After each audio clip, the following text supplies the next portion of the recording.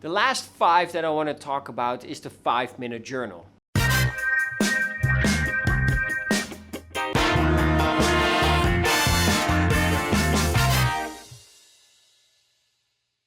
Now, in the past, I also didn't really believe in journaling and in writing stuff down, but once I got introduced with this, it really blew my mind because a lot of things changed in terms of productivity.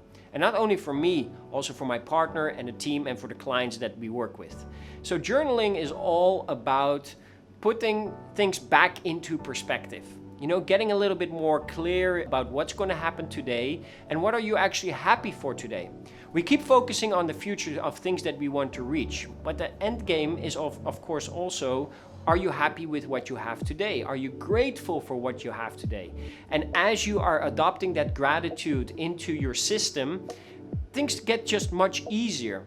And you can be grateful for very small things, for big things, but the result of that gratitude is all going to be about, hey, listen, I want to reach certain goals, but I'm already grateful for what I have. I'm grateful for the job that I have, for the place that I live in, for the people that I connect with, and I want to keep growing, I want to keep moving forward, but every day being grateful and writing your gratitude down on a piece of paper is going to really release the stress, put back your focus on and making sure you're taking things a step at a time.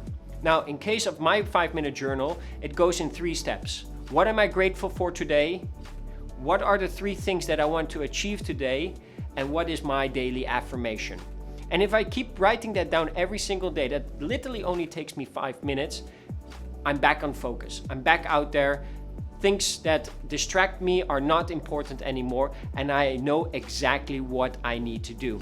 So I challenge you, start using the 5-minute journal. You can go online and you can buy like specific templates on a 5-minute journal, or you can just use the 3 questions that I just have.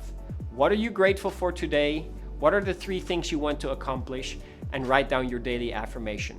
Good luck.